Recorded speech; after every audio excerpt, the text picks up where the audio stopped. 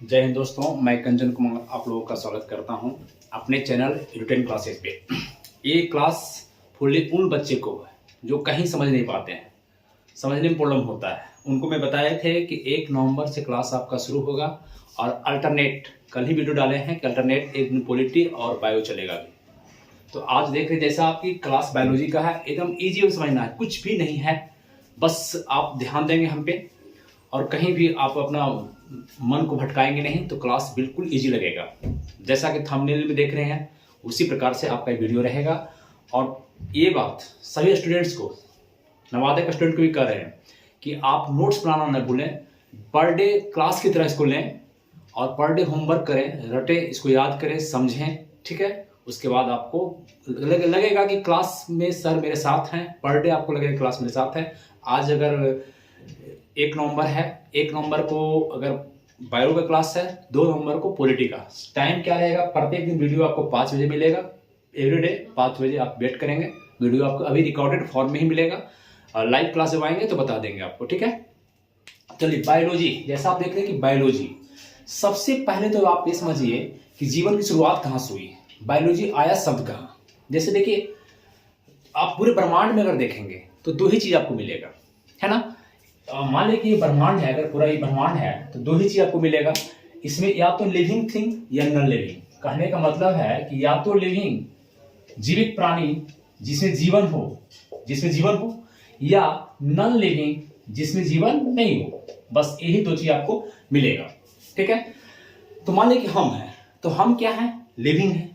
अगर ये मार्कर है तो नॉन लिविंग है। ये 2 थिंग्स बात कर रहे हैं।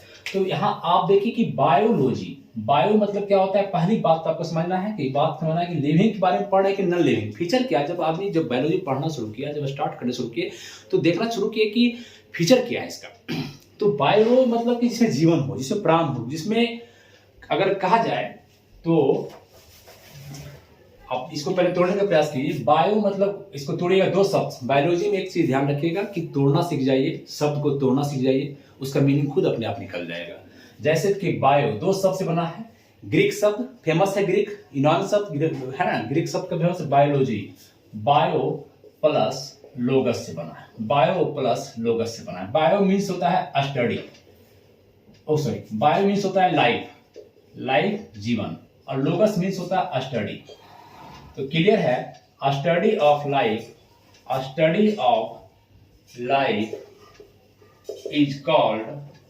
इज कॉल्ड बायोलॉजी, है ना, बायोलॉजी। तो आप सोचेंगे कि सर इसमें ऐसा क्या है कि जीवन में क्या क्या मूवमेंट देखा गया। जो लोग देखे, बायोलॉजी का साइंटिस्ट देखे, कुछ में मूवमेंट है, कुछ मूवमेंट नहीं है। तो बाद में समझा गया इसको 2 ब्रांच में बांटेंगे, बाद में बॉटनी जूलॉजी। पहले इस बात को समझिए आप कि बायोलॉजी सब जीवन में क्या है। अगर किसी में जीवन है तो कुछ न कुछ प्रक्रिया होगी, निश्चित होगी। जैसे कि मान लो कि हम लोग अगर लाइफ है, हम लोग में लाइफ है, किसी प्राणी में लाइफ है, तो उसमें क्या होगा? मूवमेंट होना चाहिए। मूवमेंट नहीं हो सकता है लेकिन मूवमेंट होना चाहिए। उसमें आपका क्या हो सकता है? डाइजेशन होना चाहिए, पाचन तंत्र होना चाहिए, उस सिस्टम में डाइजेशन होना चाहिए। हम लोग डाइजेशन है, मूवमेंट है, प्लांट में भी डाइजेशन है, मूवमेंट नहीं है लेकिन मूवमेंट ऊपर ग्रोथ करता है, तो डाइजेशन होना चाहिए। उसमें क्या है? रेस्पिरेशन होना चाहिए, रेस्पिरेशन हिंदी में लिखेंगे आप समझिएगा, श्वसन बोलते हैं इसको, श्वसन तंत्र जो श्वास लेते हैं, रेस्पिरेशन, ऑक्सीजन CO2 लेना देना, ये होना चाहिए। आप बहुत चीज देख सकते हैं, जैसे कि मनुष्य में आपको रिप्रोडक्शन होना चाहिए, रिप्रोडक्शन होना चाहिए, ध्यान लिख के चलेंगे, रिप्रोडक्शन होना चाहिए। हम लोग में क्या होना चाहिए? मेटाबॉलिज्म की प्रक्रिया होनी चाहिए, मेटाबॉलिज्म होना चाहिए। चपाचपाई की प्रक्रिया कहते हैं, हिंदी में थोड़ा सा बायोलॉजी में समझना ठीक नहीं है इसको। आप जो बच्चे हिंदी प्योर हिंदी हैं ध्यान रखेंगे, इस प्रक्रिया से आप लिखेंगे मेटाबॉलिज्म, है ना, मेटाबॉलिज्म। इसको अपना लेंगे। रिप्रोडक्शन इसको हिंदी में कहते हैं प्रजनन, ऐसे आप अपना लेंगे, श्वसन अपना लेंगे तो बेटर रहेगा। तो मेटाबॉलिज्म की प्रक्रिया देखिए, कोई भी शरीर में होता है प्रक्रिया 2 प्रकार का। मेटाबॉलिज्म में क्या होता है कि मान लें कि हम ऑक्सीजन ले रहे हैं, तो शरीर में ऑक्सीजन ले रहे हैं तो CO2 O2 ले रहे हैं, तो आपका 2 प्रक्रिया हो रहा है। एक कैटाबॉलिज्म, तोड़ने की प्रक्रिया, कैटाबॉलिज्म और प्लस एनाबॉलिज्म, ये दोनों मिलाकर बन गया मेटाबॉलिज्म, ठीक है। इसको तोड़ना, कैटाबोलिज्म तोड़ना, किसी चीज को तोड़ना, शोषण क्या है, कैटाबोलिज्म। अगर आपका एटीपी बन रहा है आपका, तो क्या है, एटीपी बन रहा है तो क्या है, जोड़ना, बनना। तो शरीर में कोई प्रक्रिया बन रहा है वो एनाबोलिज्म है, टूट रहा है तो क्या है, कैटाबोलिज्म है। ठीक, इसको मेटाबॉलिज्म कहते हैं। तो इस सारी प्रक्रिया शरीर में होनी चाहिए, सब कुछ आपका, जैसे कि आपका सिस्टम, सब ऑर्गन सिस्टम होना चाहिए, तो ये आपका बायोलॉजी कहलाता है। सारे चीज अगर फीचर, और सारे बहुत सारे फीचर हैं, उतना जाना नहीं है आपको, सारे फीचर अगर दिख रहा है तो इसका मतलब है कि हम बायोलॉजी पढ़ रहे हैं। क्या पढ़ रहे हैं, बायोलॉजी पढ़ रहे हैं। इतना बात समझ में आया? सबको नोट करेंगे, जैसे जैसे बता रहे हैं आप नोट करते चलेंगे। अब देखिए कि जीवन की शुरुआत बायोलॉजी आने से पहले थोड़ा सा देख लेते हैं कि बायोलॉजी आया, जीवन आया, उसके जीवन आया कैसे। लोग कहते हैं कि जीवन आया भगवान की देन है, ये देन है। आप देखिए इस बात को, ठीक है, प्रकृति का बात मैटर अलग है, तो हम लोग इवोल्यूशन का देन है कि हम लोग आए हैं। इसको आप देखें कि सबसे पहले बायोलॉजी आया, आपको पता होना चाहिए कि विस्फोट, एक महाविस्फोट हुआ, ब्रह्मांड में एक महाविस्फोट हुआ, नेबुला बना, विस्फोट हुआ नेबुला में। तो वो आपका ज्योग्राफी का सेक्शन है, मैं समझा रहा हूं सिर्फ यहाँ पर आपको कि सबसे पहले ब्रह्मांड में क्या हुआ, विस्फोट हुआ। आप नोट करेंगे कि 15 अरब वर्ष पूर्व, 15 अरब वर्ष पूर्व, आप पूरा लिखेंगे, 15 अरब वर्ष पूर्व ब्रह्मांड में महाविस्फोट की घटना हुई, महाविस्फोट हुआ। ठीक है, सबसे पहले महाविस्फोट हुआ, उसके बाद निर्माण होना, तारों का, गैलेक्सी का निर्माण होना शुरू हो गया। नेक्स्ट पॉइंट में लिखेंगे आप कि 4.6 अरब वर्ष पूर्व आप सेम कर देंगे, सौर मंडल का, जो हम लोग सौर मंडल है, सूर्य का परिवार जो है, सौर मंडल का विकास हुआ, निर्माण हुआ। ये सेकेंड पॉइंट हो गया। इसके बाद जीवन कहां आया, तो सब तीसरा पॉइंट लिखेंगे 2.6 अरब वर्ष पूर्व आदि सागर में। सबसे पहले जीवन कहां आया, आदि सागर में। आदि सागर में सबसे पहले जीवन आया। नेक्स्ट पॉइंट हो गया ये, ठीक है, आराम से लिखेंगे आप। तो जीवन आया तब ना बायोलॉजी आएगा, पहले जीवन आएगा। बायो मीन्स क्या होता है, लाइफ, अभी बताए। तो लाइफ आने से पहले कुछ है, कुछ लोग सिद्धांत दिए कि जीवन आया कैसे। तो इसमें कुछ सिद्धांत, 2-3 हम देख लेते हैं। पहले 3 सिद्धांत आप याद रखेंगे। नेक्स्ट पॉइंट में आप लिखेंगे पॉइंट में कि जीवन आने से संबंधित अनेकों सिद्धांत आए, जिसमें 3 या 4 सिद्धांत इंपॉर्टेंट है एग्जाम के व्यू से। आप जान लीजिए कि क्वेश्चन बेस्ड ही हम पढ़ाते हैं, इर्द गिर्द घूमते हैं जरूर, लेकिन समझाने के लिए सिर्फ। ठीक है, तो आप देखेंगे उसमें बहुत सिद्धांत आए, तो मान लीजिए 3 सिद्धांत, आप 4 सिद्धांत याद रखेंगे। सबसे पहले सिद्धांत जो आया, ओपेरिन का सिद्धांत, ओपेरिन का रासायनिक उद्भव का सिद्धांत,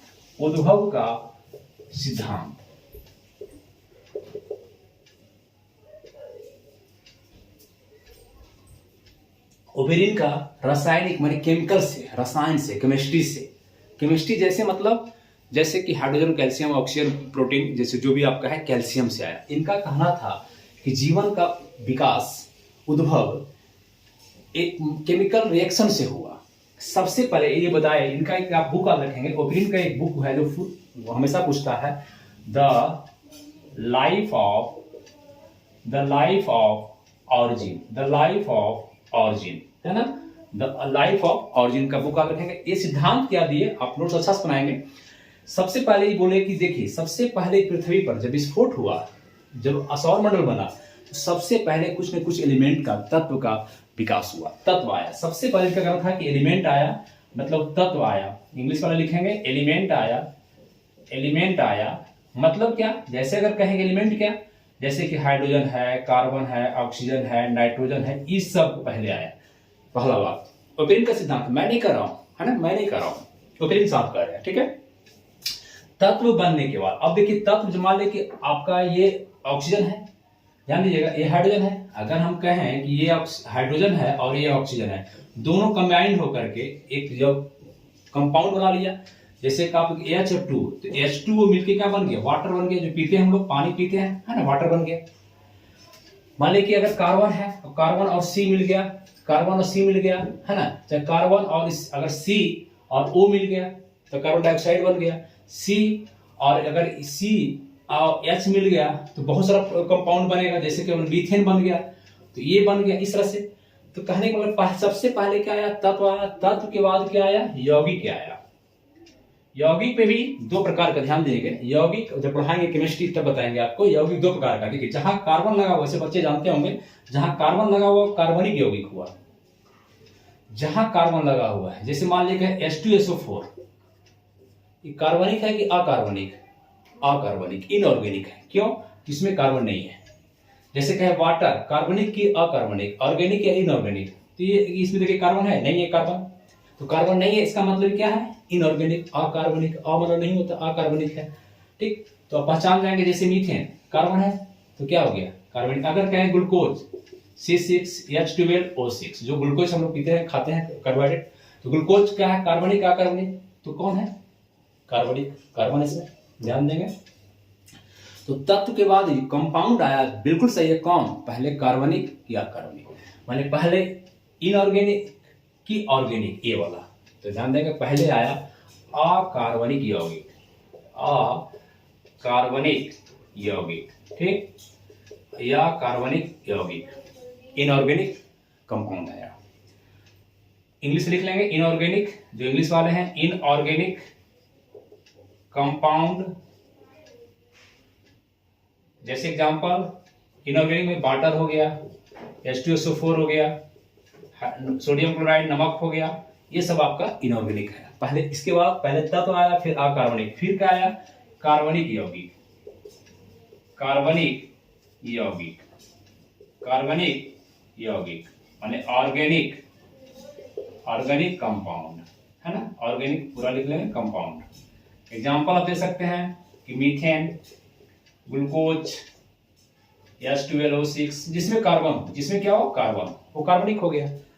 तो इस तरह से इनका कहना था ओपनिंग साहब का, कि पहले तत्व आया, फिर अकार्बनिक यौगिक आया, फिर कार्बनिक आया, और कार्बनिक के बाद जटिल कंपाउंड आया, जटिल, कॉम्प्लिकेटेड, जटिल यौगिक आया, जटिल यौगिक आया, जटिल यौगिक आया। जैसे मान लीजिए कि आप कह सकते हैं कि प्रोटीन बना, फैट बना, है ना, कार्बोहाइड्रेट बना, ये सब आना शुरू हुआ इससे। इसके बाद प्रोटीन से ही, ये प्रोटीन जो आपका है, ये प्रोटीन, प्रोटीन से ही बना आपका, फिर सबसे पहले सेल का निर्माण हुआ। यही देखिए बायोलॉजी है, इसी से आपका क्या हुआ, प्रोटीन का, प्रोटीन से ही सेल बना है। कोशिका जो सबसे जीवन की छोटी इकाई है, स्ट्रक्चरल यूनिट है, फंक्शनल यूनिट है, कार्यात्मक, आपका संरचनात्मक है। सेल से ही पूरा शरीर बना है किसी जीवन का, चाहे एक सेल का हो चाहे मल्टी सेल का। मान अमीबा है तो यूनिसेलुलर है, अलग बात है। हम लोग क्या है, मल्टी सेलुलर, बहुकोशिकीय है। तो अब देखिए क्या होता है कि यहाँ से सेल का निर्माण हुआ, तो पहले डेवलप सेल आएगा कि अनडेवलप, ध्यान देखिएगा कि मान लीजिए यहाँ से अब सेल बनने, तो क्या एकदम विकसित सेल आ गया, विकसित कोशिका बन गया, नहीं, पहले अविकसित कोशिका आएगा, अनडेवलप सेल आएगा। मतलब उस सेल में सब ऑर्गन नहीं पाए जाएंगे, समझाएंगे, साइकोलॉजी पढ़ाएंगे तो आपको, ठीक है। तो यहाँ पर कह सकते हैं आपकी प्रोकैरियोटिक, प्रोकैरियोटिक सेल आया, कोशिका, इंग्लिश में लिखेंगे तो प्रोकैरियोटिक सेल। ये सेल जो आपका है, ये सेल अविकसित है, अविकसित, अनडेवलप है, अविकसित कोशिका है। क्यों कि इस सेल में अगर मान ले कहें कि ये सेल है, इस सेल में सारे ऑर्गन नहीं पाए जाते हैं, इसमें सारे ऑर्गन नहीं है, सिर्फ न्यूक्लियस भी नहीं है, न्यूक्लियर मेम्ब्रेन है तो न्यूक्लियोइड फॉर्म में, इस तरह से फॉर्म में अनडेवलप सेल है, पूरा डेवलप नहीं। अब प्रोकैरियोटिक के बाद जो सेल बनेगा उसको कहते हैं यूकैरियोटिक सेल, यूकैरियोटिक, यूकैरियोटिक कोशिका, ठीक है। ये यूकैरियोटिक कोशिका, यूकैरियोटिक, कैरियोटिक सेल, आवाज में प्रॉब्लम हो या लिखना जो लिखते हैं वो नहीं समझ में आता है तो कमेंट करेंगे कि सर यहाँ दिक्कत है, यहाँ नहीं समझ पा रहे, राइटिंग सही नहीं है, जहाँ पढ़ नहीं पाते हैं कमेंट करेंगे, अगले वीडियो में आपका सुधार किया जाएगा। ठीक है। यूकैरियोटिक कोशिका ये विकसित सेल है। ये क्या है? विकसित सेल है, विकसित कोशिका है। इसमें सारे ऑर्गन आपको मिल जाएंगे। मान ली अगर कहें कि सेल है तो सेल में न्यूक्लियस भी होगा, न्यूक्लियर मेम्ब्रेन भी होगा, इसमें माइटोकॉन्ड्रिया भी होगा, ठीक है, इसमें गोल्गी बॉडी भी होगा, इंडोप्लाज्मिक रेटिकुलम भी होगा, मतलब सब ऑर्गन इसमें, प्लास्टिड भी होगा, मतलब सारे ऑर्गन होंगे, सेंट्रोसोम भी होगा इसमें, मतलब सारे ऑर्गन प्रेजेंट होंगे। ये डेवलप सेल है। ठीक है। कैसे देखिए जीवन की शुरुआत होती है, इसीलिए कभी कभी हम समझते हैं कि इवोल्यूशन सिर्फ इवोल्यूशन का खेला है सब। ठीक है। एग्जाम के से अब देखिए यहां से मिटाते हैं, यूकैरियोटिक सेल आ गया। अब आगे बढ़िए, सेल से बहुत सेल मिलके, एक सेल, दो सेल, इस तरह से सेल, बहुत सारा सेल मिल करके, ये सेल मिल करके क्या बन जाएगा? टिश्यू बन जाएगा। क्या बन जाएगा? टिश्यू। इसको हिंदी में कहते हैं उत्तक। कोशिश करेंगे बायोलॉजी में कि इंग्लिश को ही पकड़े, माने इंग्लिश का मीडियम, जिनको इंग्लिश पढ़ने आता कोई दिक्कत नहीं है, आप ऐसे तो लिख सकते हो ना यार, टिश्यू ऐसे तो लिख सकते हैं हम लोग ना, तो ऐसे लिख लेंगे, ऐसे चलेंगे। बिहार है, बिहारी है हम लोग, बहुत रास्ते हमारे पास है, ऐसे नहीं तो ऐसे, ऐसे नहीं तो ऐसे निकाल लेते हैं हम लोग ना। टिश्यू और टिश्यू मिल करके, बहुत सारा टिश्यू मिल करके, बहुत सारा ये सेल मिल गया, ये सेल है, सेल से बन गया टिश्यू, और बहुत सारे टिश्यू मिला के क्या बनाते हैं? सब जानते हैं, ऑर्गन। मान लीजिए आपका हार्ट है, किडनी है, तो एक टिश्यू बना हुआ हार्ट है। आपका मान लीजिए किडनी है तो ये अलग टिश्यू का बना हुआ है। ठीक है। स्किन है तो अलग टिश्यू का बना हुआ, ये ऑर्गन आपका है। और बहुत सारे ऑर्गन मिला करके, मान लीजिए नर्वस सिस्टम है तो ब्रेन है, स्पाइनल कोड है, पेरिफेरल है, नस है, तो ये सब मिलके बन गया ऑर्गन आपका नर्वस सिस्टम। अगर कोई कहे स्केलेटन सिस्टम, मतलब कि ये स्केलेटन हड्डी का जो तंत्र है आपका, है ना, तो ये आपका स्केलेटन सिस्टम हो जाएगा। अगर कोई कहे डाइजेस्टिव सिस्टम में कौन कौन लगा हुआ है, तो माउथ है, ऑसोफेगस है, ये लीवर है, स्टोमैक है, स्मॉल इंटेस्टाइन है, ये लगा हुआ है। तो सब एक सिस्टम बना लिया, अपने साथ ग्रुप बना करके सिस्टम बना लिया। आप सीधी सी बात समझिए कि एक नेचर का लोग मिलता है तो दोस्ती कर लेता है, और दोस्ती करके फिर एक संगठन बना लेता है। तो देखिए एक नेचर का सेल मिला तो टिश्यू बन गया, और टिश्यू फिर मिला एक नेचर का तो ऑर्गन बन गया, और फिर एक संगठन बन गया, ऑर्गन सिस्टम बन गया। ठीक है। यहां से आएंगे तो फिर क्या बन गया? ऑर्गन सिस्टम बन गया, है ना, ऑर्गन सिस्टम बन गया। ऑर्गन सिस्टम मतलब बॉडी में आपका 8 है, ऑर्गन सिस्टम मतलब क्या बन गया? बॉडी बन गया। इसके ऊपर जाते रहेंगे, बॉडी मतलब शरीर बन गया आपका, है ना, और बहुत सारा शरीर क्या बन जाएगा फिर आपका। तो इस तरह से प्रक्रिया आपका ये चेंज शुरू हुआ था तत्व से लेकर के। ये बात कौन बताए हैं? ये ओबेरिन का कहना है। ओबेरिन का सिद्धांत है रासायनिक उद्भव, केमिकल से विकास हुआ है। रासायनिक उद्भव का सिद्धांत कौन दिए हैं? ओबेरिन का सिद्धांत। तो पहला सिद्धांत आपका ओबेरिन साहब का ध्यान रखेंगे। बुक कौन है इनका? The life of origin. Clear. Next सिद्धांत बताते हैं लेमार्क का, है ना। नेक्स्ट सिद्धांत है, ध्यान देंगे, नोट करते चलेंगे सब कुछ को। मिटा दें इसको, देख लीजिए, या तो स्क्रीनशॉट लीजिए या तो मिटाते हैं। चलिए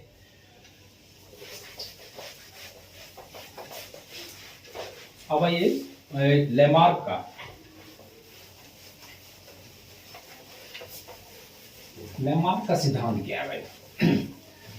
देखिए बोर्ड थोड़ा सा डिटेल नहीं है तो मिटाने में वक्त लगेगा, समय देंगे, तो बेचैन नहीं होना कि बहुत टाइम लग रहा है, बहुत ये लग रहा है। यहाँ जो आपको कंसेप्ट मिलेगा वो कहीं बेटर नहीं मिलेगा। ठीक है। दूसरा सिद्धांत आपका है लेमार्क साहब। लेमार्क का सिद्धांत था उपार्जित अंगों का सिद्धांत। उपार्जित अंगों का सिद्धांत।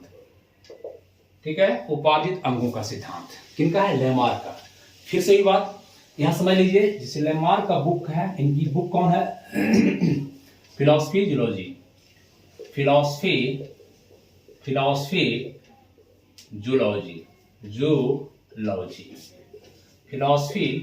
इनका बुक है। लेमार्क साहब कहना है उपार्जित अंगों का सिद्धांत। देखिए इनका एक ही सिद्धांत ध्यान रखिएगा, नोट्स भी आप बनाएंगे कि जो अंग ज्यादा काम करता है वो अंग का विकास होता है, जो अंग काम नहीं करता वो विकास नहीं करता। ये सिंपल सी फंडा है। जैसे एग्जाम्पल ही दिए थे कि भाई, एग्जाम्पल दिए थे कि ऊंट का, इनका एग्जाम्पल था ऊंट का गर्दन। ठीक है। ऊँट का गर्दन, इनका एग्जाम्पल था कि ऊँट का गर्दन ज्यादा काम किया पेड़ को पत्ता खाने में, तो इसका अंग जो है डेवलप ज्यादा काम करने से क्या डेवलप कर गया, और इसका अगला पीढ़ी में भी अगला जनरेशन में ऊँट का बच्चा का गर्दन लंबा आया। इनका सिद्धांत था, ठीक है, उपार्जित अंगों का सिद्धांत। इनका कहना था कि मान लीजिए कि आपका अपेंडिक्स है, काम नहीं कर रहा है बॉडी में, कोई काम नहीं इसका, तो डेड कर गया। आपका देखिए कान का कोई काम नहीं है, धीरे धीरे कान छोटा हो रहा है। इनके सिद्धांत के अनुसार कि जो अंग ज्यादा काम करेंगे, जैसे हाथ ज्यादा काम कर रहा है तो विकास कर गया, पैर ज्यादा काम कर रहा है विकास कर गया, कान काम नहीं कर रहा है विकास नहीं किया। तो उपार्जित अंगों का सिद्धांत में जो उपार्जन करेंगे, उपार्जन में खाने पीने उपार्जित करते हैं ना आप लोग, तो उपार्जित अंगों का सिद्धांत, जो अंग ज्यादा काम करेगा वो ज्यादा विकास करेगा, जो कम नहीं करेगा ठीक है भाई मान लिए, लेकिन इनका सिद्धांत अनसक्सेस हो गया, आगे चल के इनको असफल हो गया इनका सिद्धांत। कहे क्यों सर? इसलिए सर कि जब अगला साइंटिस्ट बायोलॉजिस्ट जो है देखे, क्या किए कि चूहा को लिए, ठीक है, चूहा को ले लिए, ठीक है। इनका कहना था कि जो अंग ज्यादा काम करता है तो आगे विकास होगा, जो अंग नहीं काम करेगा विकास नहीं करेगा। तो चूहा को लेके क्या, इसका पूंछ को, चूहा की पूंछ को काट दिया गया कंप्लीट, तो अंग तो काम नहीं किया, अब तो अंग कट गया। तो अगला जनरेशन में जो बच्चे होंगे उसका तो नहीं आना चाहिए था पूछ, फिर पूछ आ गया। इस तरह से 100 बार मैंने पूछ काटते गए, हर पीढ़ी के बच्चा को, हर पीढ़ी के चूहा को अगला चूहा काटते काटते, मैंने जब वो काटते चले गए, एक बच्चा आया फिर दूसरा काट दिया फिर दूसरा, तब भी देखे कि पूछ का डेवलपमेंट हो ही जा रहा है, पूछ आ ही जा रहा है। जबकि इनका कहना है कि जो अंग काम नहीं करेगा नहीं आएगा, तो अंग तो काट दिया गया था, तो नहीं आना चाहिए था। इसलिए अनेकों उदाहरण दिए कि एक उदाहरण आप रखिएगा चूहा, एक दिया गर्दन का अपना, यहाँ लोग दे दिया चूहा का, इसलिए इनका सिद्धांत क्या हुआ, असफल हो गया। ठीक है, बात समझ में आ रहा है। तीसरा आइए, तीसरा सबसे फेमस है चार्ल्स डार्विन, चार्ल्स डार्विन साहब, डार्विन है ना, डार्विन, चार्ल्स डार्विन। सबसे पहले इनका बुक है जो आप रखेंगे, बुक है इनका द लाइफ ऑफ ऑरिजिन का था, द लाइफ ऑफ स्पीसीज, इनका है the life of species, species ध्यान रखेंगे, द लाइफ ऑफ स्पीसीज इनका सिद्धांत इनका है। ठीक, द लाइफ ऑफ ऑरिजिन था किनका, ओपरिन का, और द लाइफ ऑफ स्पीसीज ध्यान रखना इनका है। लेमार्क साहब का सिद्धांत था प्राकृतिक वर्णन का, प्राकृतिक वर्णन का सिद्धांत, प्राकृतिक वर्णन का सिद्धांत, principle of natural adaptation, natural adaptation इनका कहना था प्राकृतिक। अब सब कुछ समझिए, हिंदी चाहे इंग्लिश। प्रकृति में नेचर, जिसको गॉड कहते हैं हम लोग, प्रकृति में जितना प्रकृति में आप देख रहे हैं पहाड़ पर्वत, जो प्रकृति के द्वारा अपने आप में जो आया वो प्रकृति है। तो प्रकृति वर्ण करना मतलब कि किसी को वर्ण करना। आप सीधा सी बात समझिए कि आप किसी को वर्ण करते हैं, शादी में जाते हैं तो क्या जयमाला होता है तो किसी को वर्ण करते हैं, किसी लड़की का वर्ण करते हैं, है ना, मतलब कि उसको अपना लेना। तो इनका कहना था कि प्रकृति को जो वर्ण कर लिया, प्रकृति को जो ओढ़ लिया, प्रकृति को जो अपना लिया, वो सर्वाइव कर जाएगा।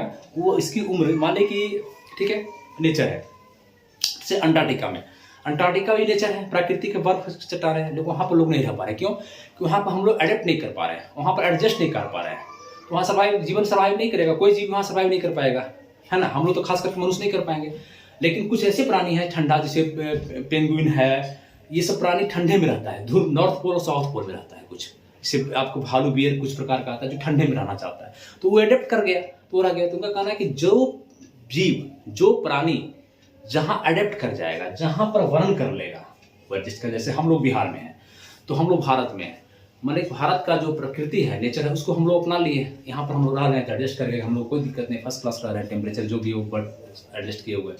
लेकिन अगर हम यहाँ का एडेप्टेशन है, सोचिए हम यहाँ एडेप्ट किए हुए हैं, यहाँ रह रहे हैं, बिहार में रहे हैं, अगर हमको पोल पर भेज दे, हमको छोड़ दीजिए आप रसिया में चल जाइएगा, आप एडेप्ट नहीं कर पाइएगा, थोड़ा सा दिक्कत होने लगेगा आपको, हम लोग को। तो यही कहे इनका सिद्धांत था प्राकृतिक वर्ण का सिद्धांत, इतना समझ लीजिए। ठीक है, बहुत टाइम दे रहे हैं आप लोगों को। प्राकृतिक वर्ण का सिद्धांत कौन दिए, रट लीजिएगा, चार्ल्स डार्विन, इनका बुक कौन था, द लाइफ ऑफ स्पीसीज। एक सिद्धांत चौथा दिए थे हर्बर्ट स्पेंसर,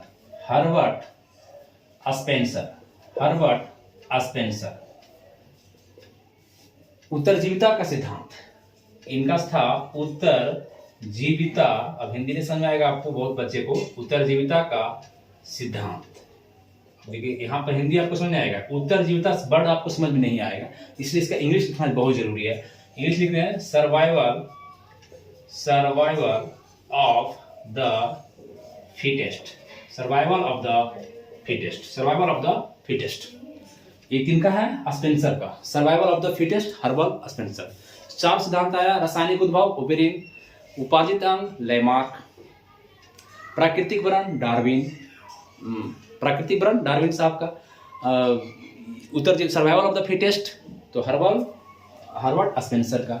इनका क्या करना? Survival of the fittest. वही बात करें, जो जीव जो है सो जहां पर भी एडजस्ट कर जाएगा वो सर्वाइव कर जाएगा, माने जीव जिंदा रह जाएगा, नहीं तो जिंदा नहीं रह पाएगा। इनका भी सिद्धांत ये 4 वो आप सिद्धांत आप रखेंगे। यहाँ से अब हम लोग का जीवन शुरू हो गया। सिद्धांत देख लिए, रासायनिक उद्भव का सिद्धांत, उपार्जित अंगों का सिद्धांत, प्राकृतिक वर्ण का सिद्धांत, सर्वाइवल ऑफ द फिटेस्ट, उत्तरजीविता का सिद्धांत। इसका मतलब कि जीवन आ गया। अब हम लोग बायोलॉजी को कंटिन्यू उधर करेंगे। ठीक, चलें तो आगे चलें। अब आइए बायोलॉजी फिर से इसको लिखे चलेगा। ठीक,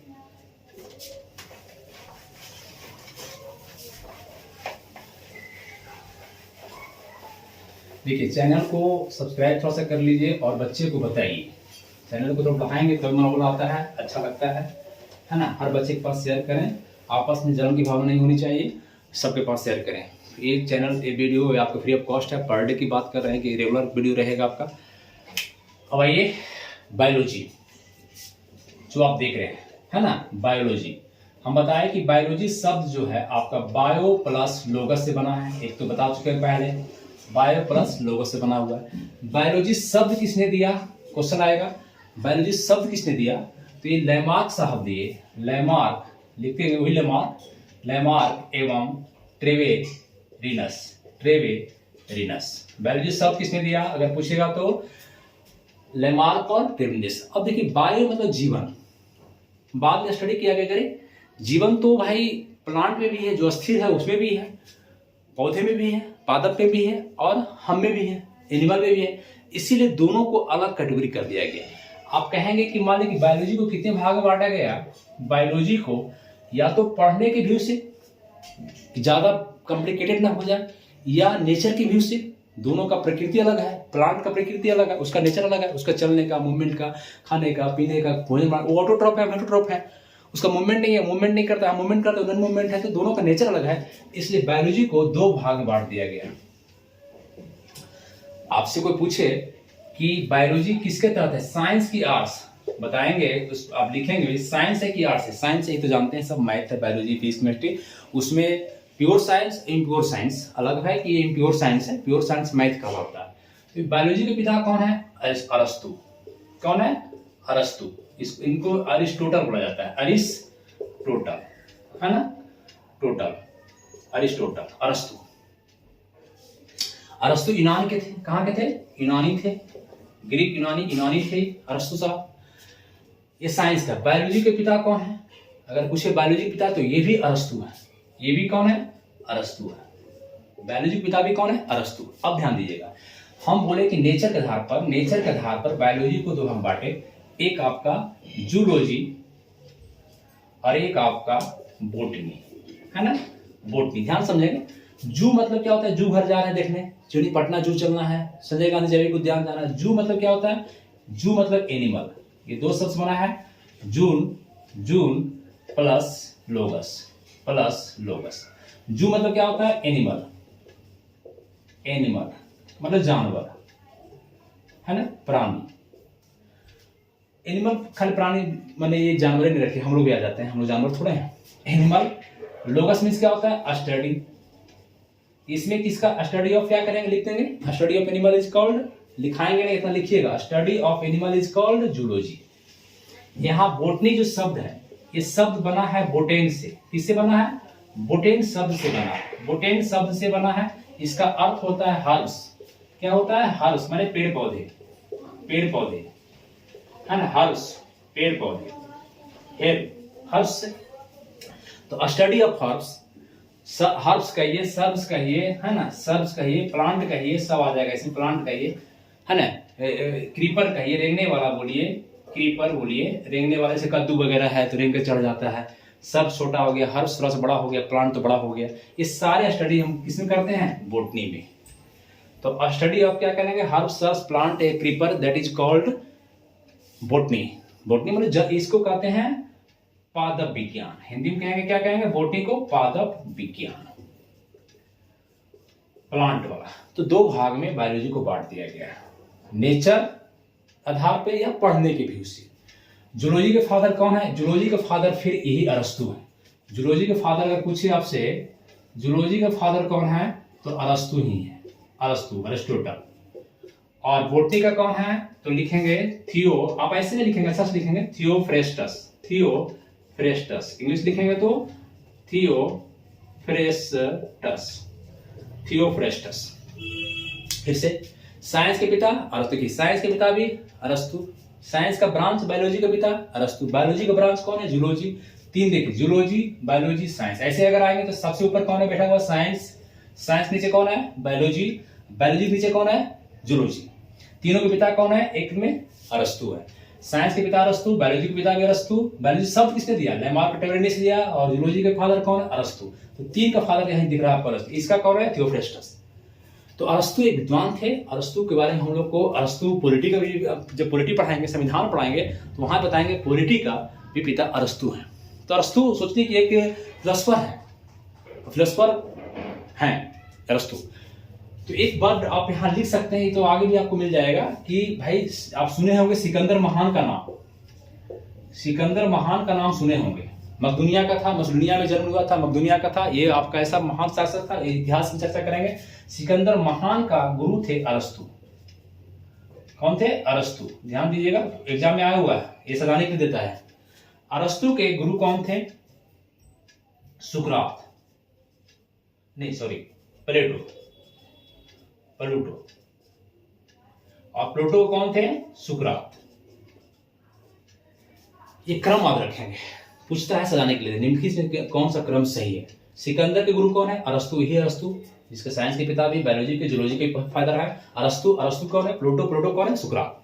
ये अनपढ़ थे सुकरात, फिलोसफर ये भी थे, सब यूनानी है। टोटल के टोटल क्या है? यूनानी है। टोटल जो है यूनान के हैं, मतलब आप कह सकते हैं ग्रीक बोलिए, यूनान बोलिए, ग्रीस बोलिए, इसी का है, ग्रीक का है। ग्रीक एक देश है, यूनान एक देश है, जिसकी राजधानी कहाँ है? एथेंस, जहाँ के पहला ओलंपिक भी हुआ था, एथेंस।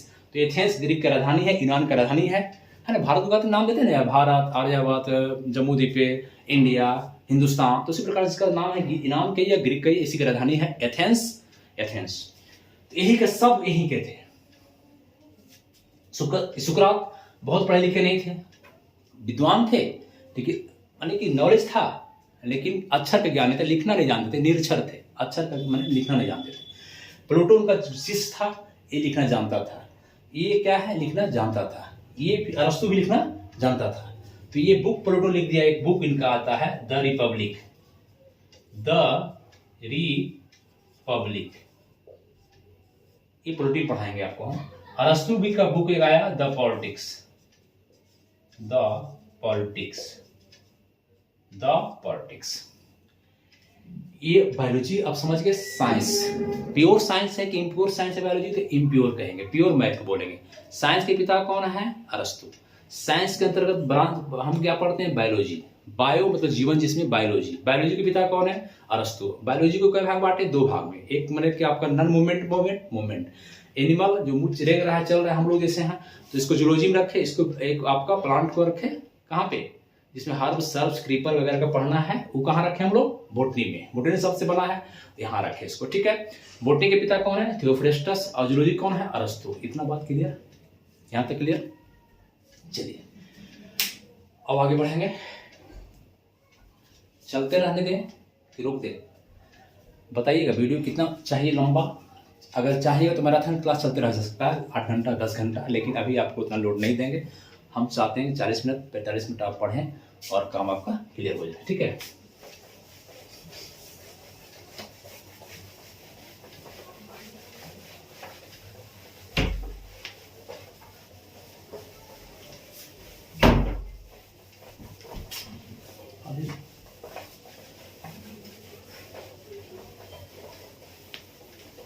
अब आइए, इसके बाद जो ब्रांच यहाँ पर बात करेंगे कैरोलस लिनियस का।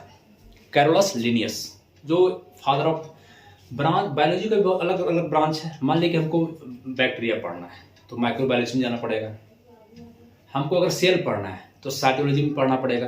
तो ब्रांच कितना है अभी नहीं बताएंगे ये आपको। अगर हमारे टिश्यू पढ़ना है तो हिस्टोलॉजी में जाएंगे, histology, study of tissue is called histology, study of cell is called cytology. तो इतना ब्रांच अभी लिखाने की जरूरत हमें नहीं है, हम सिर्फ अभी आपका चर्चा कर रहे हैं कैरोलस लिनियस का। किनका ध्यान दीजिएगा, कैरोलस लिनियस, कैरोलस लिनियस है ना, लिनियस,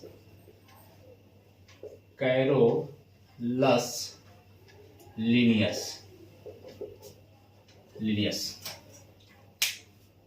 ये व्यक्ति क्या किए कि पूरे वही काम, ये पूरे प्राणी जगत को, पूरे प्राणी जगत जितना भी जिसमें बायो है, जिसमें जीवन है, जिसमें क्या है, जीवन है, बायो है, उसको दो भाग बांट दिए। तो ये सिंपल बात है यार, ये तो पहले ही बांट चुके हैं बॉटनी जूलॉजी में। तो यही काम किए लिनियस साहब, क्या किए कि पूरे प्राणी जगत को, पूरे प्राणी जगत को, पूरे प्राणी के संसार को दो भाग में बांट दिए। एक प्लांट किंगडम, प्लांट किंगडम ये सिंपल है, प्लांट, ये तो पहले बॉटनी हो चुका है, लेकिन वही काम ही किए प्लांट किंगडम और एनिमल किंगडम में, एनिमल किंगडम में बांटे। ठीक है, एनिमल किंगडम। अगर कोई पूछे कि पूरे प्राणी जगत को दो भाग में एग्जाम में आएगा, किसने बांटा, तो आप कहेंगे कैरोलस लिनियस साहब। कैरोलस लिनियस साहब का नेक्स्ट पॉइंट बनाएंगे। इनका एक बुक था, इनका बुक है जो हमेशा एग्जाम में आता है, सिस्टेमा, सिस्टेमा, सिस्टेमा नेचुरी, सिस्टेमा नेचुरी। इंग्लिश में लिख सकते हैं इसको भी आप, ये इंग्लिश ही है, सिस्टेमा नेचुरी, सिस्टेमा बुक, नेचुरी बुक इनका है। तो लिनियस साहब का ये पूरे जगत में कितने भाग बांटे, दो, प्लांट किंगडम और एनिमल किंगडम। इससे ये इन्हें कहा जाता है father of taxonomy, father of taxonomy माने वर्गीकरण का, वर्गीकरण कह सकते हैं, वर्गीकरण का पिता कहा जाता है। हिंदी में लिख सकते हैं वर्गीकरण का पिता कहा जाता है, फादर ऑफ टैक्सोनॉमी। ठीक, वर्गीकरण भी कर सकते हैं या वर्गीकरण भी कर सकते हैं, दोनों शब्द यूज कर सकते हैं आप। फादर ऑफ टैक्सोनॉमी तो क्या माने, वर्गीकरण माने classification, father of classification, classification किए थे, बांटे थे, क्लासिफिकेशन है ना भाई। इतने के लिए फादर बन गए, तो इससे बढ़िया तो बीटेकर साहब बांटे हैं, 5 जगह पे बांटे हैं डब्ल्यूएच बीटेकर। तो नहीं, इन्होंने एक काम और किया लिनियस साहब कि द्विनाम पद्धति, बाइनोमियल सिस्टम दिया। द्विनाम, देखिए दो शब्द लगा, द्वि मतलब दो, नाम, द्विनाम पद्धति। इसको आप कह सकते हैं बायोनोमियल, बायोनोमियल सिस्टम है ना, बायोनोमियल सिस्टम, इंग्लिश में लिखेंगे बायोनोमियल सिस्टम। द्विनाम स्पष्ट है, हम पहले बोले कि तोड़ना सीख जाइए, बायोलॉजी क्लियर हो जाएगा। द्वि मतलब दो, नाम पद्धति। इन्हें क्या बोला कि पूरे पहचान होनी चाहिए। वैसे मान लिया आप कहीं भी रहते हैं तो पहचान होनी चाहिए ना, किस जाति के है, कौन सा वर्ग का है, कौन सा क्लास है आपका, आप एनिमल हैं कि प्लांट हैं, कहाँ के हैं, तो एक वर्गीकरण होना चाहिए। जैसे मान लिया सिंपल बात है, कंजर सर को लीजिए आप, तो कंजर सर की पहचान होनी चाहिए, कहाँ के हैं ये। तो पहले तो बात आएगा कि भारत के हैं, एशिया महादेश के हैं, भारत के हैं। भारत में कहाँ के हैं भाई, तो ये भारत में जिला एक आपका कह सकते हैं कि राज्य है झारखंड, वहाँ के हैं। तो झारखंड में भी कहाँ के हैं, तो फिर जिला बताइए, कोडरमा के हैं। कोडरमा में भी कहाँ, तो सतगांव प्रखंड के हैं। सतगांव प्रखंड में कहाँ है, तो एक मरचोई गांव, वहाँ के हैं। मरचोई गांव में किसके घर का है, तो आप इतना आपको जानना पड़ेगा। उसी प्रकार से ये द्विनाम पद्धति का दिए एक कौन, कैरोलस लिनियस, इसीलिए फादर कहलाए, ना कि ये प्लांट किंगडम एनिमल किंगडम के लिए कहलाए। तो द्विनाम पद्धति दिए, बाइनोमियल सिस्टम दिए, क्या दिए, इसमें कहे कि वंश और जाति। इन्होंने कहा कि वंश और जाति, वंश, इसका इंग्लिश आप लिखेंगे स्पेसीज, स्पेसीज और जीनस, जीनस, वंश और जाति, दो नाम, एक नाम वंश और जाति, दो पहचान आपको होना चाहिए किसी भी के लिए। मैंने ये सीधे कह दिए कि देखिए किंगडम अगर बांटते हैं, अगर आप चलते हैं तो सबसे पहले आता है जाति, सबसे छोटा इकाई जाति है, हमारा मतलब जाति, हमारा सबसे छोटी इकाई कौन, मरचोई गांव। तो इसी प्रकार से मेरा छोटी इकाई कौन, मरचोई गांव। मरचोई गांव में भी एक घर है, छोटी इकाई, और सबसे बड़ा कौन कि मेरा भारत, एशिया। उसी प्रकार से सबसे छोटी अगर पूछे तो जाति, जाति के बाद वंश, वंश के बाद फिर कुल, कुल के बाद गण, गण के बाद वर्ग, वर्ग के बाद संघ, संघ के बाद किंगडम। ये आपका सीरीज है। तो सबसे छोटी कौन है आपका? जाति। सबसे बड़ा कौन है? किंगडम। मैंने सबसे छोटी मेरा मर्चोई, सबसे बड़ा मेरा एशिया महादेश। ये बांट दे कि किसी का पहचान होगा। इंग्लिश में लिखेंगे तो यही बात आ जाएगा, स्पेसीज। स्पेसीज लिख लीजिए, बहुत सारे बच्चे इंग्लिश मीडियम होंगे। Genus, family, family. गण का होता है ऑर्डर, ऑर्डर। इसका वर्ग का हो गया क्लास, इसका फाइलम, फाइलम। और ये तो किंगडम, किंगडम, जिनको जिसे लिखना है ना। तो जाति, वंश, कुल, गण, वर्ग, संघ, इतना आपको याद रहा तो भी ठीक, कभी के एग्जाम में याद रहा समझाने के लिए, लेकिन कम से कम छोटी इकाई याद रखिएगा जाति, और सबसे आपका किंगडम याद रखें। तो हमको द्विनाम पद्धति में कम से कम यहाँ 2 याद रखना है, 2 पद्धति याद रखेंगे अभी फिलहाल। जो लीनियस साहब दिए, क्यों दिए लीनियस साहब दिए? जाति और वंश, जाति और वंश। और ये किस जाति का कौन है? जैसे माने मेढक कौन है, हम किस में हैं, होमोसेपियंस हैं, मेढक, राणा, टिग्रीना है। तो ये आपको यही से क्लियर होगा कि कौन जाति का है, कौन वंश का है। ये सीरीज याद रखेंगे, सबसे छोटी जाति। और ये इसको पहले आप नोट करते चलेंगे पॉइंट बाय पॉइंट, स्क्रीनशॉट लीजिए और एकदम पर डे का क्लास को याद कीजिए। तो अगले दिन क्या हो जाएगा, वो आपके लिए बर्डन हो जाएगा, बोझ हो जाएगा। ठीक है, चलिए आज की क्लास को थोड़ा सा जाति वंश रटवा करके हम क्लास को ऑफ करेंगे। नेक्स्ट क्लास में फिर मिलेंगे। तो फादर ऑफ टैक्सोनॉमी कौन है? कार्लस लिनियस साहब। हम कहे बार बार कि दुई जगत में बांटने के कारण इनको नहीं दिया गया प्लांट किंगडम। दुई जगत में बांटने के कारण प्लांट किंगडम एकदम के कारण इनको फादर नहीं मिला। फादर किस कारण मिला? द्विनाम पद्धति कारण मिला इनको। अगर इस पर मिलता तो आपका एक WH विटेकर साहब है, WH विटेकर, ये तो और क्या किए कि पूरे जगत को, पूरे संसार को, पूरे प्राणी जगत को, पूरे प्राणी जगत को, ये तो 2 भाग बांटे ना, जान लीजिएगा, ये 5 जगत में बांटे हैं। WH विटेकर साहब पूरे प्राणी जगत को 5 भाग में बांट दिए हैं, 5 जगह रख दिए हैं सबको। देखिए बांटने का इनका कहना है, पहले रखे मुनेरा, मुनेरा, मुनेरा, मुनेरा। दूसरा प्रोटिस्टा, हिंदी में लिख रहे हैं हम, इंग्लिश लिख रहे हैं, प्रोटिस्टा, प्रोटिस्टा। तीसरा फंगी, फंगी मतलब कवक, कवक, फंगी। चौथा प्लांटै, प्लांटै मतलब पादप। पांचवा एनिमालिया, एनिमालिया मतलब जंतु, मतलब हम लोग। WH विटेकर ने साहब ने 5 जगह बांटा। अगर पूछेगा तो मुनेरा, प्रोटिस्टा, फंगी, प्लांटा, एनिमल। यहाँ पर समझ लीजिए खाली कि जो अनडेवलप, अभी पहले पढ़ाए थे कि पहले तत्व आया, फिर यौगिक आया, जटिल यौगिक आया, फिर प्रोकैरियोटिक सेल आया, अनडेवलप कोशिका, अविकसित कोशिका, फिर विकसित कोशिका, है ना, तब उत्तक हुआ, तब अंग निकला। तो इसी प्रकार से यहाँ पर जो मुनेरा में रखे वो सब जगह जो प्रोकैरियोटिक सेल था, प्रोकैरियोटिक जो प्राणी था, प्रोकैरियोटिक प्राणी जो था, मतलब अनडेवलप सेल वाला, जैसे बैक्टीरिया, ब्लू ग्रीन अलगी, इसको यूनिसेलर एक सेल का ही है, इसको प्रोकैरियोटिक को यहां रख दिए, बाकी सब में यूकैरियोटिक रखे। यहां पर क्या किए, जो अविकसित सेल था, अविकसित कोशिका का प्राणी, इसको यहां रख दिए। जैसे आपका हम बोल रहे हैं बैक्टीरिया, बैक्टीरिया शॉर्ट लिख रहे हैं, ब्लू ग्रीन अलगी वगैरह को यहां रख दिए। प्रोटिस्टा में क्या किए, यूनिसेलर को रखे, जो एक कोशिकीय था, जो प्राणी एक कोशिकीय था, एक कोशिकीय मतलब इंग्लिश में यूनिसेलुलर, यहां रख दिए यूनिसेलुलर। जैसे आप कह सकते हैं अमीबा हो गया, अमीबा, इग्लिना हो गया, इग्लिना हो गया, है ना, ये सब आपको रख दिए। पारामेशियम हो गया, एक सेल का है, एक कोशिका बना हुआ। यहाँ कवक है, जो क्लियर है, फंगी, जितने फंगी हैं वो कवक यहाँ रख दिए कवक को। यहाँ पूरे प्लांट को रखे, पौधा को रख दिए, यहाँ पूरे प्लांट, इसमें कोई दिक्कत ही नहीं। इसमें एनिमल मतलब हम लोग इसी में आ गए, एनिमल में आ गए जितने हैं।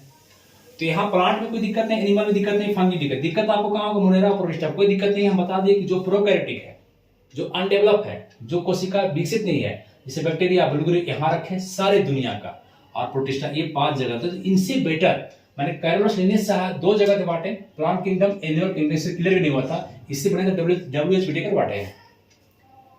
तो ये फादर क्यों नहीं कराया? फादर ऑफ टैक्सोनॉमी इनका होना चाहिए था, लेकिन नहीं। फादर ऑफ टैक्सोनॉमी कौन हुए? Carolus Linnaeus. क्यों? द्विनाम पद्धति के कारण, बायनोमियल के कारण। ध्यान रखिए इस बात को। सारे चीज आपका पॉइंट नोट होना चाहिए टोटल, आप साफ से लिखेंगे, ठीक। अब आइए वंश जाति, कुछ प्राणी का वंश जाति आपको याद रखना पड़ेगा, हम यहां बता देते हैं और कुछ आप खुद ऐड करेंगे। मिटाते हैं इसको, स्क्रीनशॉट लीजिए।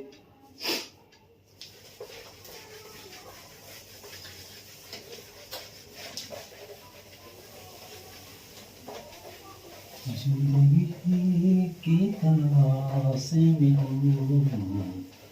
मौत के कितने पास हुए, सोचा तो। आइए, वंश और जाति है ना, वंश और जाति मतलब स्पेसीज और जीनस। जीनस अब जैसे कि मान लें कि अब यहां नाम लेते हैं मानव, ह्यूमन का, मानव का, मानव का। तो इसका आपको Homo sapiens, Homo sapiens, Homo sapiens Hindi में ऐसे लिखेंगे, आपको कुछ अलग नहीं करना है। सैपियंस, होमो सैपियंस, अलग नहीं करना है कुछ। होमो इस तरह से होमो सैपियंस, ठीक है, होमो सैपियंस। अगर पूछे वंश कौन है तो होमो, और जाति कौन है? सैपियंस। जाति कौन है? सैपियंस। इसको रख लो, होमो सैपियंस। ऐसा ठीक, होमो माने होमो मतलब मनुष्य, हम लोग होमो सैपियंस। मेढक, फ्रॉग, फ्रॉग, मेढक। इसका देखिए मेढक क्या आता है, रटना नहीं है कि बरसात में टर टर टर टर करते रहता है, तो आप इस तरह से रट सकते हैं इसको, Rana tigrina, Rana tigrina, Rana tigrina. Same लिख देना है, टिग्रीना और यहाँ राना, ऐसे बार बार लिखेंगे नहीं, राना टिग्रीना। आप लिख लेंगे, हिंदी वाले लिख लेंगे इस तरह से, राना टिग्रीना, टर टर टर टर राना टिग्रीना, राना टिग्रीना। आप हो जाएगा मेढक, राना टिग्रीना। अब देखिए बिल्ली, कैट, बिल्ली, कैट। कैट क्या है आपका? ये डोमेस्टिका है, हमेशा घर में। तो फेलिस, फेलिस हिंदी में लिखेंगे तो फेलिस ऐसे लिखेंगे, Felis domestica, domestica, domestica, domestica. बस मेरे जैसे कि देखिए बिल्ली क्या है, जब घर में हमेशा घूमते रहती है, उधर आपका हमेशा घूमते रहती है बिल्ली, तो डोमेस्टिका आप कर लीजिएगा, डोमेस्टिका है ना। फेलिस, ये आपका फेलिस डोमेस्टिका, एक भी याद रहेगा, कोई दिक्कत नहीं, एग्जाम में टिक लग जाएगा, फेलिस डोमेस्टिका। अब देखिए ये कुत्ता, डॉग। तो कुत्ता आपके घर में रहता है, कुत्ता को लोग पालता है, बेड पर सुलाता है, फैमिली की तरह नहलाता है, खिलाता है, एकदम पूरा लगता है फैमिली परिवार है आपका, भक्त भी है इस कुत्ता। तो कुत्ता लोग बहुत पालते भी हैं, बहुत ज़्यादा, इसलिए ये फैमिली की तरह। तो इसको कह रहे हैं कैनिस, कैनिस।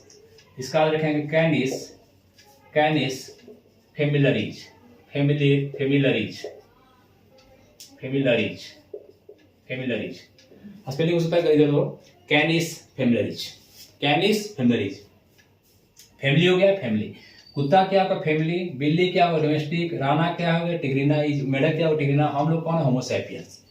अगर गाय कहें तो गाय का दूध पी के आप क्या होते हैं? बॉस हो जाते हैं। तो आप रखेंगे Bos indicus, Bos indicus, Bos indicus, Bos indicus. Boss हो गए गाय का दूध पी के, बॉस इंडिकस। अगर पूछे आपको बाघ, बाघ तो पैंथरा, पैंथरा कभी हिंदी कभी लिखा जाता है tigris, tigris, panthera, panthera tigris, panthera tigris. अगर मोर का पूछे, पिकॉक का, पाबो, पाबो क्रिस्टेसस, क्रिस्टेसस, क्रिस्टेसस, पाबो क्रिस्टेसस, पाबो क्रिस्टेसस। पाबो मोर पानी में कोई लाइफ में आता है, मोर पानी में। बाघ है तो पैंथरा है, पैंथरा है, पैंथरा टिग्रिस ऐसा रहेगा आपको। तो बहुत सारे हैं, इतना आपको याद रखें। कुछ मैंने आपका अनाज का अगर पूछे, धान का, धान का पूछे तो आप बोलेंगे ओरिजा, ओरिजा, ओरिजा सेटिवा, ओरिजा सेटिवा। सेट कीजिए, ओरिजा को सेट कीजिए, ओरिजा सेट कीजिए, सेट कीजिए ओरिजा। गेहूं का, गेहूं का पूछे, बीट का तो ट्रिटिकम, हिंदी लिख देते हैं हम, ऐसे लिख देते हैं बीच में ट्रिटिकम, ट्रिटिकम अस्टिवम, अस्टिवम, ट्रिटिकम अस्टिवम, ट्रिटिकम अस्टिवम। मटर का पूछे, मटर का तो मटर मैंने पी होता है तो कर देंगे पीसम, पीसम सेम चीज अस्टिवम, अस्टिवम, पीसम अस्टिवम। तो ये सब इसमें कुछ और ऐड होगा, एग्जाम के जब बनाएगा सेट बनाइएगा कुछ मिलेगा तो आप ऐड कर सकते हैं, है ना। जैसे आलू का तो सोलेनम पूछता है, सोलेनम, तो ये सब आप याद रखेंगे, ठीक। इतना सारा आज एक फर्स्ट क्लास का हुआ। कल जब क्लास होगा नेक्स्ट क्लास हम लोग 3 तारीख को, कल तो पॉलिटिक क्लास रहेगा, 3 तारीख को जो क्लास होगा आपका वो फिर साइटोलॉजी शुरू करेंगे। मतलब जीवन की सबसे छोटी इकाई सेल है, बायोलॉजी का सबसे छोटी इकाई सेल है, बायोलॉजी का सबसे छोटा चीज सेल है। जैसे अगर केमिस्ट्री में कहें सबसे छोटा चीज क्या है तो आप कह सकते हैं सबसे छोटा क्या है, electron proton neutron, electron proton neutron कह सकते हैं आप। उसी प्रकार से बायोलॉजी का सबसे छोटा चीज क्या है, सेल। तो सेल पढ़ेंगे, सबसे पहले चैप्टर पढ़ा जाता है सेल ही, इसीलिए कि सबसे पहले अगर साइटोलॉजी समझ में आया, सेल समझ में नहीं आया तो टिश्यू भी नहीं समझ में आएगा, फिर ऑर्गन नहीं समझ में आएगा। इसलिए सबसे पहले सेल पढ़ाएंगे, साइटोलॉजी चैप्टर नेक्स्ट क्लास में शुरू होगा दोस्तों। Thank you. चैनल को लाइक सब्सक्राइब करें ताकि मेरा मनोबल बढ़ा रहे, और धन्यवाद सभी लोगों को, मेरी तरफ से धन्यवाद।